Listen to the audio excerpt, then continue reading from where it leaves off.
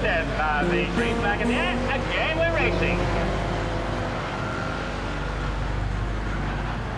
And it's Sarah Bowden this time trying to get through there, getting caught up. Shane Armstrong in trouble also. Sarah Bowden there. And Sarah has a bit of a problem. The race being stopped, obviously. When she was just 14, Sarah Bowden suffered a terrifying ordeal on the racetrack at Newton Abbot. But instead of quitting motorsport, she graduated to Formula 2 stock car racing and set her eyes on the ultimate prize. I'm 17 now, and I've got this far, which some men haven't got, and they've been doing it for quite a long time. To be at the top is world champion, really, then it's superstar. I think with persistence, I'll get there in the end.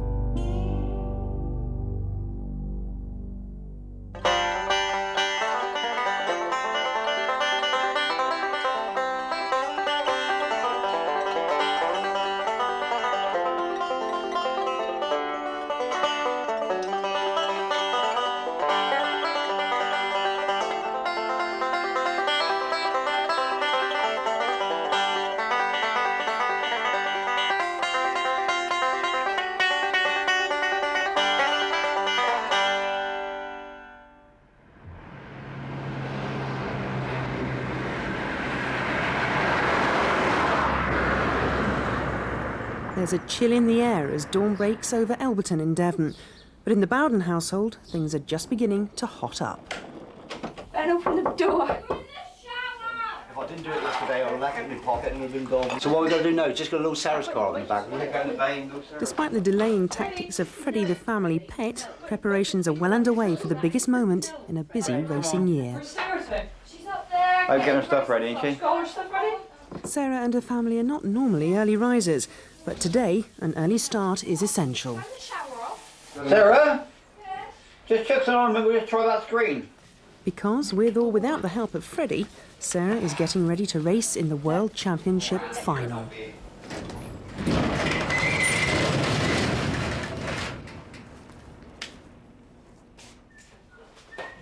Well, Michael. Not Bad for a Girl was my idea. We were in the garage one day and Chris and Rose were running up that down to get the blue paint out, up to a blue top. And I said, well, it's not bad for a girl, is it? And it just come from there, really. It was just purely fun.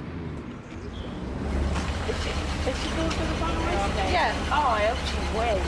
Really good. Where's your sisters as well? Yeah. Tell her I'm thinking of her. Will do. Thanks a lot. Close down crew anyway. Not nice picture.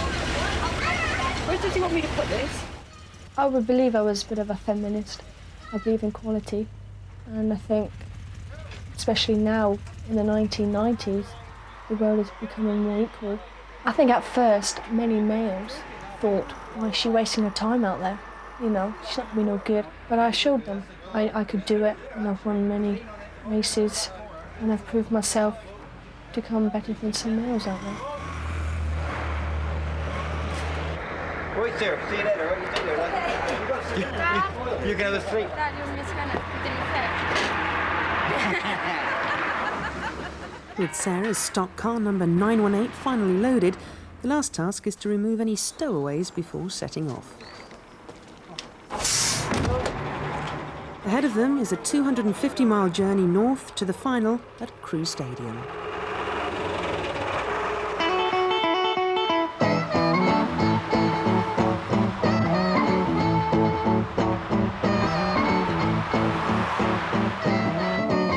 Quite nice. It's a brand new helmet. I'll win it. Do you want to win it? I'm going to share.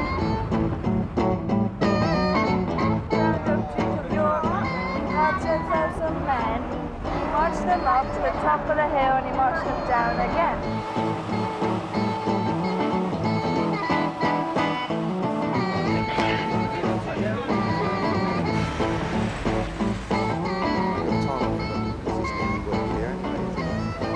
We've got lost.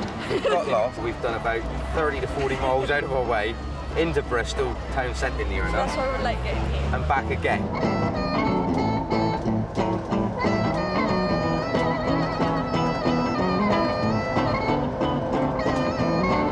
Their unscheduled detour has put an hour on the journey, but barring any other misadventures, Sarah is still on course to become the first woman ever to take part in the World Championship final.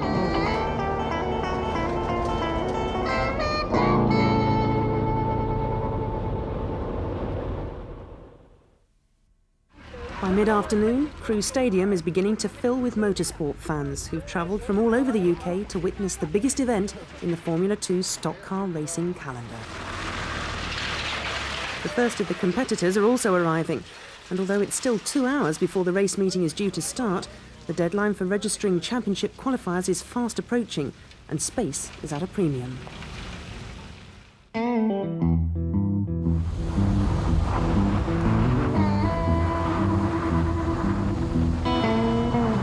Back on the hard shoulder of the M6, the approach of Sarah and her race team is anything but fast. 9. The big red bus is showing signs of fatigue, and so are its passengers. As the leaking vehicle limps towards its destination, Sarah is still convinced that they'll arrive at Crewe before the 5 o'clock deadline. She's somewhat less certain on the question of tactics for the big race. First on 9th row inside. Let's let me finish. Got 4 wheels on the car. Close your eyes. We got the press at home, so I could do it at home. I didn't really think about it at all, the journey up. It was only when we got to Crewe that you think, wow, it all rushes back to you and you think, it's been a big race tonight. When you get there and you're outside and the atmosphere and the people and the engines are revving and all the cars are there, then I got a little bit panicky, I think. My heartbeat was beating quite fast. You can see all the other drivers there. You know, that's when the butterflies start to come. The first duty at Crewe is to check in at the waypoint. Every vehicle entered in the World Final must be weighed to make sure it comes within the limits set by the race organisers. The upper limit at Crewe is 670 kilos. Most drivers are comfortably within this mark at the first attempt. In Sarah's case, number 918 has undergone several last-minute changes, and it's by no means certain that she'll make the weight. With less than half an hour before the close of registration, failure would create a serious problem. 1 kilo, £2 over.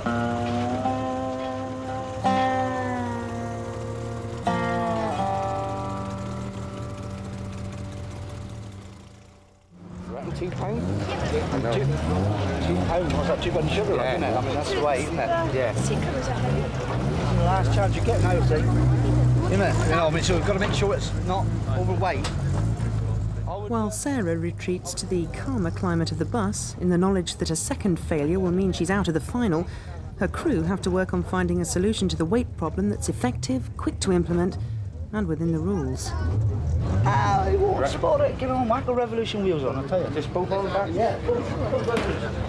€2. Right, let's get the jack. Right, I've just been up for weighing, and it's too heavy, and I'm going to lose a pound. So we're cutting bits off the car now and do bits and pieces to make it lighter. You only get 2 chances at weighing, and if it's heavy the second time, they exclude you from the race. So. In fact, the simplest plan is to change the heavy steel Weller wheels for lighter alloy Revolution wheels. The difference in weight should be enough to allow the car to pass, but it's a fine calculation. What's that? What are you doing now, sir? One find out what the weight is.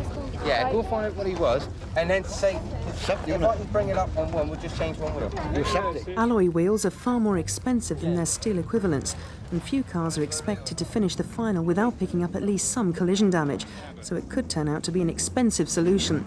But with Sarah's place on the starting grid at risk and the seconds ticking away, it's the only option. Sarah, ready to take it?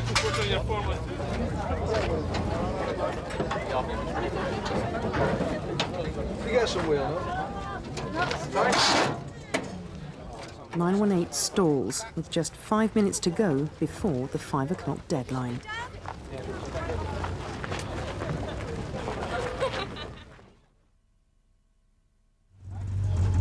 Second chance of weighing now, so hopefully it should go okay. Then I get weighed, you write it in your book, and you can race it. And that's it.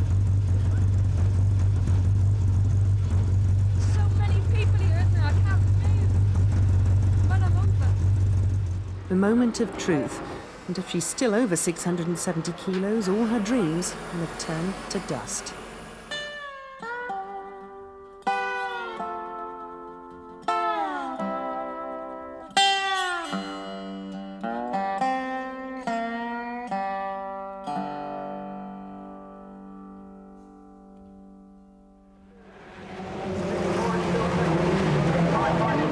Out on the track, the first races of the championship meeting are underway.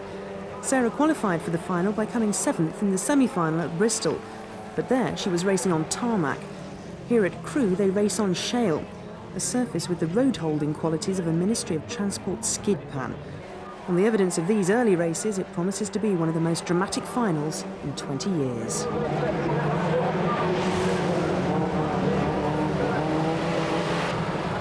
In contrast to the excitement out on the track, there's a relatively calm atmosphere in the pits, where drivers and spectators alike can size up the chances of the main contenders and soak up the atmosphere, among other things.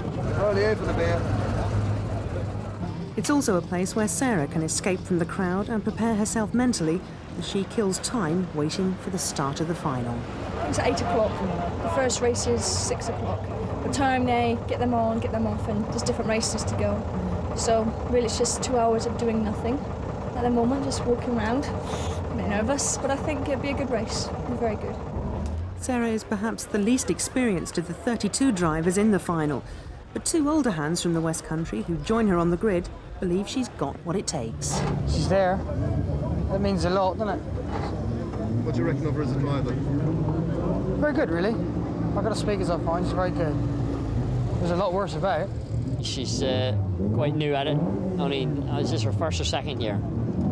Second year now. Up the blue top, very good. I mean, you know, people say, oh, she's good for a girl, which is good, period.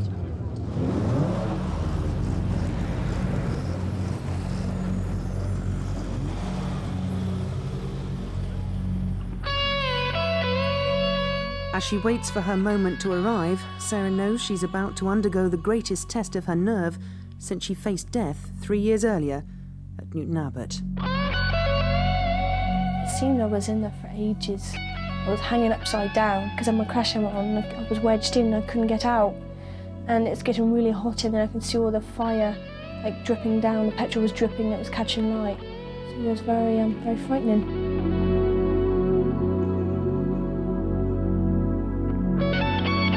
I wasn't hurt, which is a close shave, so you have to carry on. I'm getting more confident every time I go out there.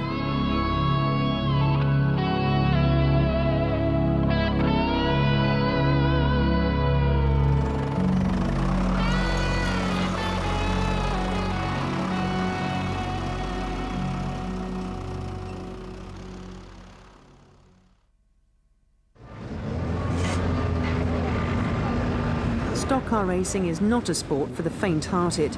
The 2-litre engines race around a tight oval track at speeds up to 70 miles an hour. And as in any other race, the object is to be in front when you cross the finish line. But it's how you get in front that sets stock car racing apart from other motorsports. Each race is different. Not 2 races are the same. And there's more contact in each race. And you have to go out there and take it all by the horns, really, and go for it. Stock racing is a fully contact sport, which is that the cars have ironwork around them. They have front and back bumpers, and you can drive and hit other cars. The sport now has progressed to be very rough. It's been noticed by spectators and also the drivers. It's not like netball or hockey. Not really. It's the adrenaline's there and it starts pumping. It's like a drug, and it's brilliant.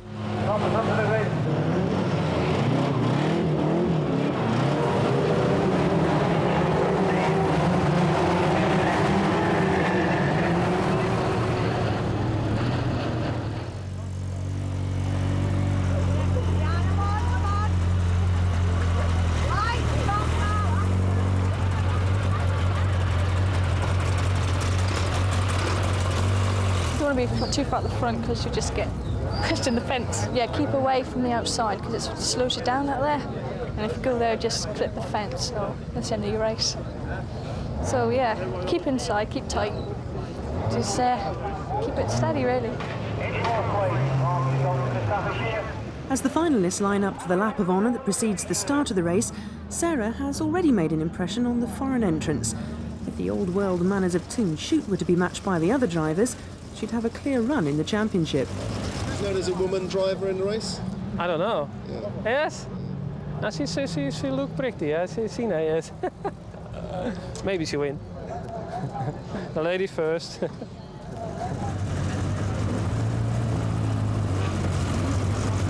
We all sat there. All the drivers were all lined up in good position outside the track, ready to go on. It was brilliant. More nervous for me than it is with Sarah, because watching her is a bit, when you're out yourself doing it, it's very exciting. When you're on the sideline watching yourself trying to drive her, it gets very nervous, I think. I'll be only shaking when the rest start. It was really nice, just for that night, to be made really special, and people showed so much interest in me. It was really good.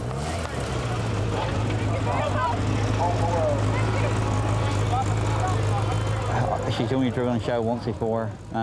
Against a lot of top drivers, not that good, but she's a very determined girl, and she's done well from the 25th on the grid at Bristol Descent, so anything can happen. We just drove around, and there was like camera lights flashing and clapping and cheering, and well done Sarah, and go for it and stuff like that. It was just brilliant. It really was a good atmosphere. It was really electric. We charging for the lead in the first couple of corners, and the rest is won and lost. I've been tucking myself in the world final first corner, and it's very easy to happen. So if she can get through the first 3 laps, I think she'll finish, hopefully in a good position. You're thinking, well, all these people are there to watch me. I've got to do something out of the ordinary and do really well and finish. Very proud, yeah. Very nervous and a bit excited. I'm looking around at the crowd and I'm thinking, I wish I could be one of you.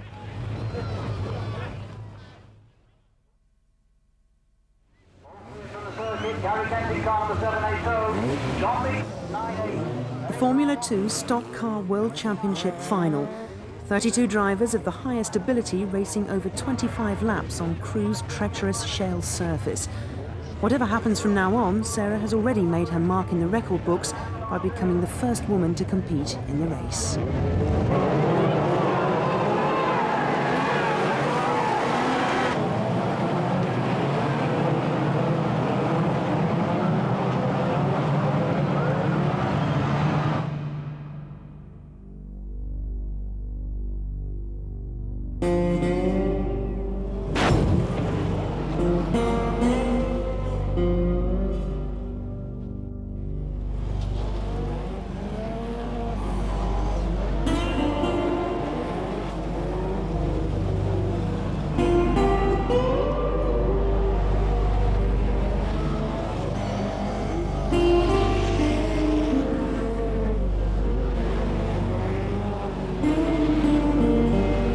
I just sat there and all these cars were whizzing past and I was just staring at them like, please just don't hit me. Sarah's car is the first to be taken out of the race, but she's soon joined by others as the shale takes a heavy toll and this year's crop of finalists is rapidly thinned out. At the head of the pack, the race develops into a battle between the 3 favourites. Number 167, Bill Batten from Newton Abbot, number 1, Rob Speake, the reigning champion, and 804, Ian King, a renowned shale specialist who's led from the start. Another of the Westcountry drivers, Peter Gilbert, number 542, is forced to retire, but unlike Sarah, who remains trapped right in the line of fire, he at least is free to walk away.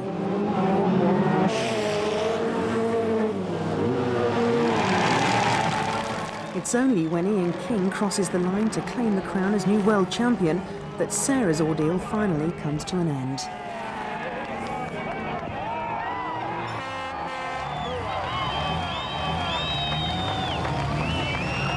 It's the most frightening time of my life, actually. I sat here and I was like, oh, coming down for me. For the 1993 champion of the world, from Boston, in Lincolnshire, Ian King, down there in uniform.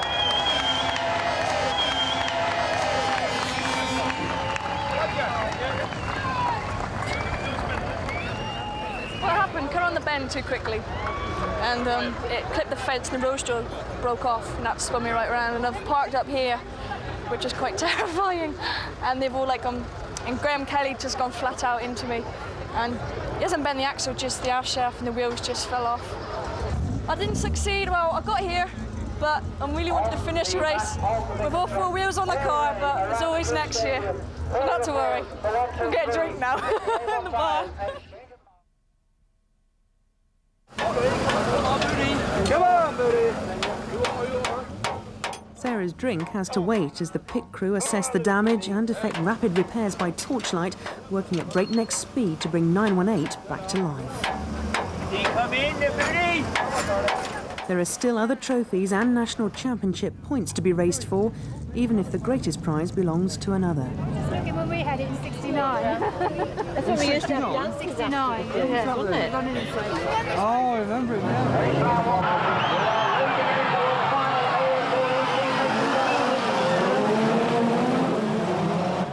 With more room for her to manoeuvre, the shale track at last proves successful for Sarah, and she qualifies for the second biggest race of the evening, the Formula 2 Grand Final. By now she's mastered the surface and is beginning to show her true form when once again, disaster strikes. I started off really well, but then towards the end of the race, we bunched up all the cars, and we were like 4 of us went into the bend together, and none of us come out.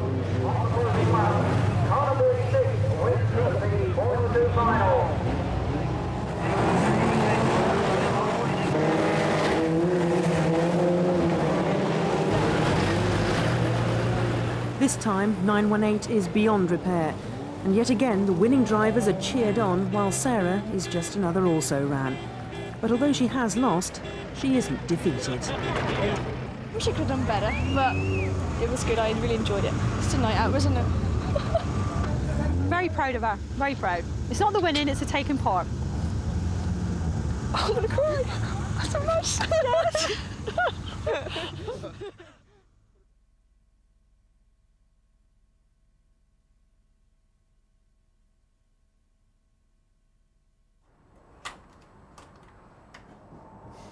Well, it was the first time back out. We just had some roll bars put on the car.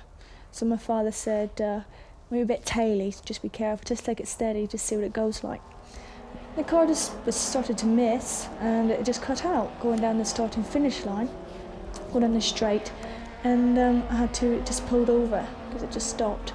A couple of laps to go, towards the end of the race, 2 cars tangled, I could see them in my rear view mirror, and one of them hit me.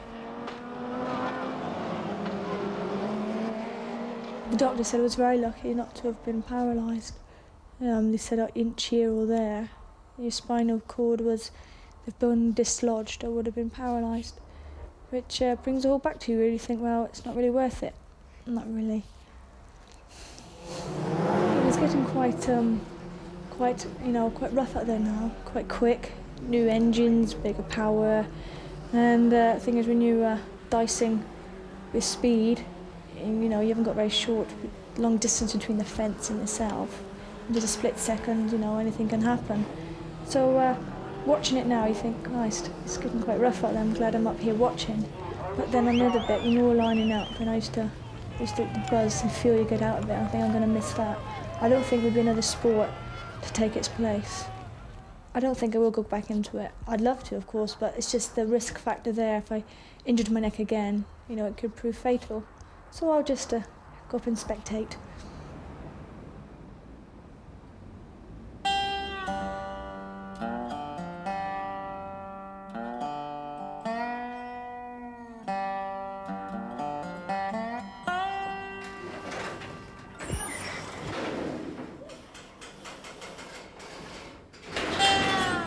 I would have changed it. I would have done nothing different.